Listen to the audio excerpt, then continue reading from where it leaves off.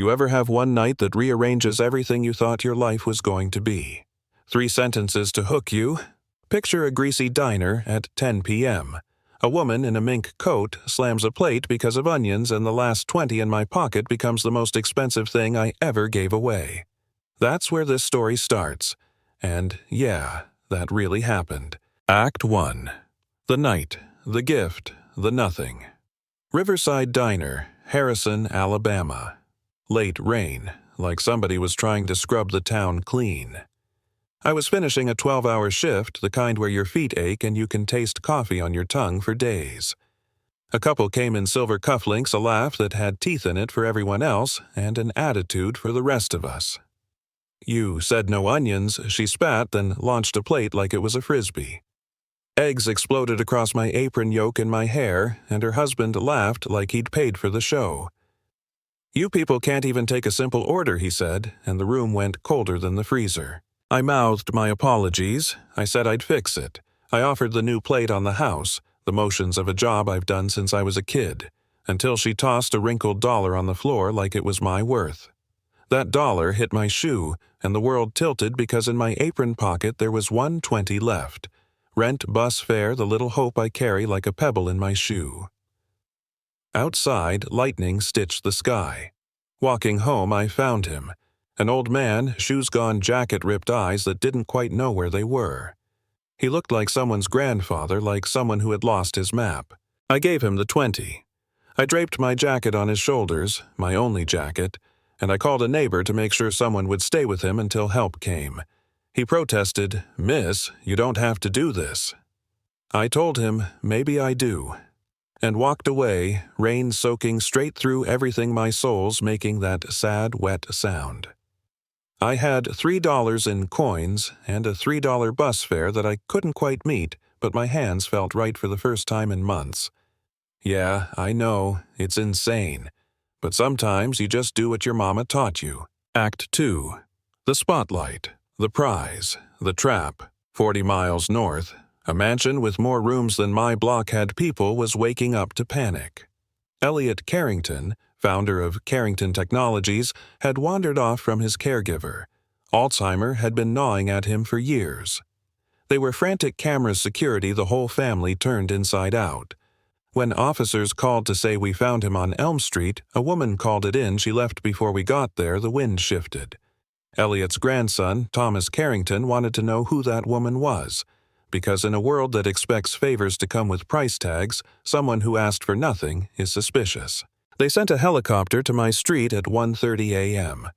Searchlights, black SUVs, a commotion that made Mrs. Delgado, my landlord, fart, a squeal of surprise.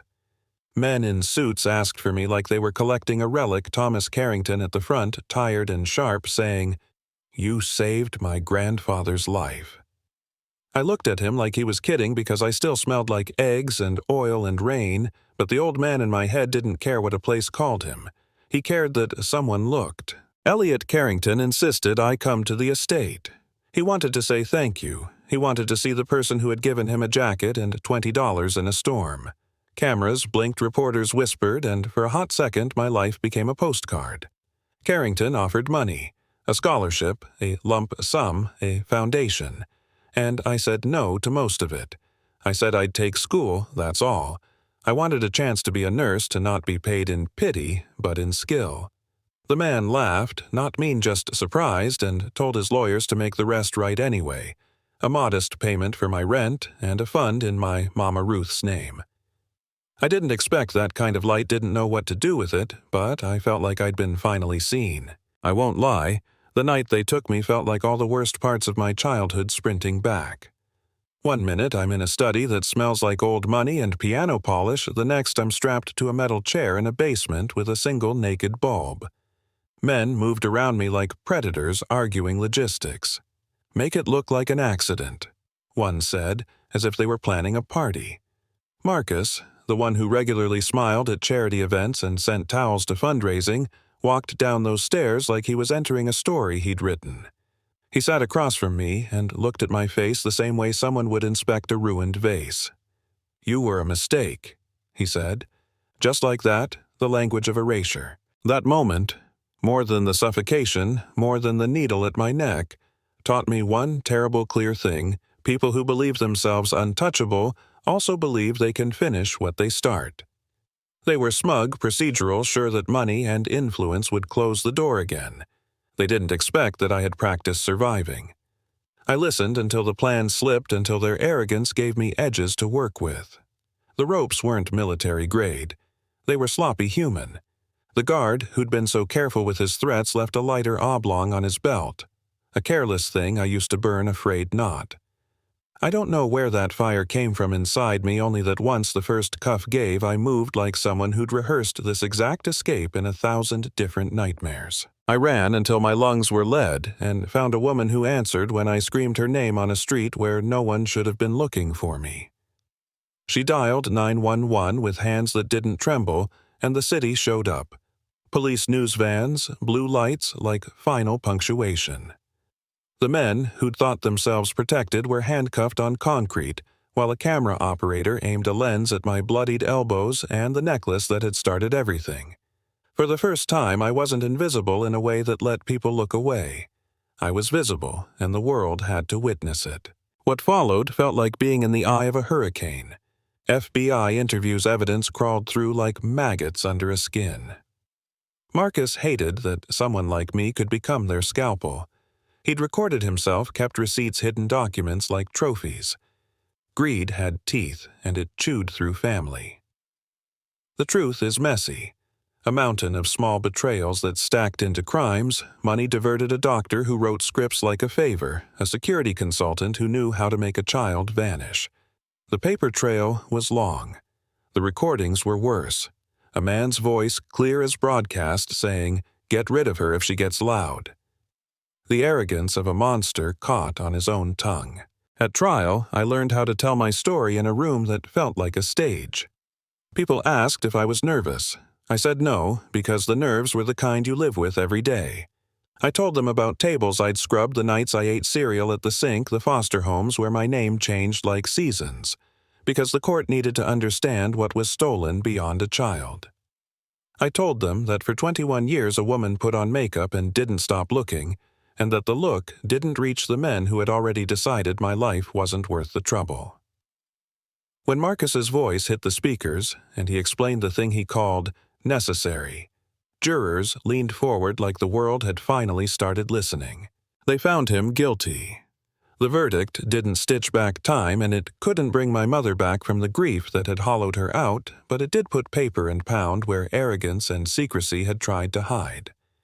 The sentence was lengthy, the applause sharp, and I stood there with a necklace swinging against my chest and felt like myself for the first time in a long time, not because of the courtroom, but because I had a name and someone who said it with ownership.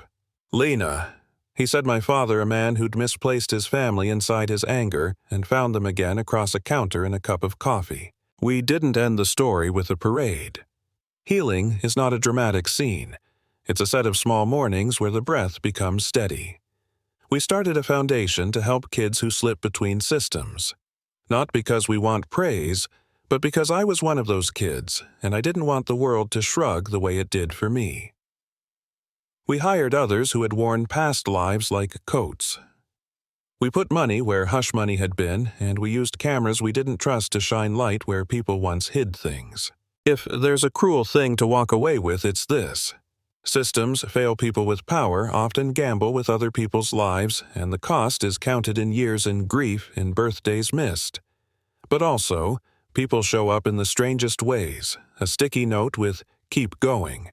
A woman's hand dialing 911, the small, stubborn gratitude of a man who kept searching even when the house felt empty. Fate didn't do the heavy lifting. Stubbornness did. Small kindnesses added up until they became a chain strong enough to pull me out. So, what do you think? Was justice enough? Did the rich family pay the full price, or did their wealth still buy them comforts our punishment can't touch? Do systems protect some people more than others? And if so, what should we do about it? Drop a comment. Tell me if you've seen something like this, if you've watched someone get erased, or if you've been the person who kept looking when everyone else stopped. Share your take on blame, on forgiveness, on whether a sentence equals repair. If this hit you, share it. Let the conversation grow. Because stories like this don't belong in isolation. They belong to all of us, especially the ones who thought no one would ever look their way.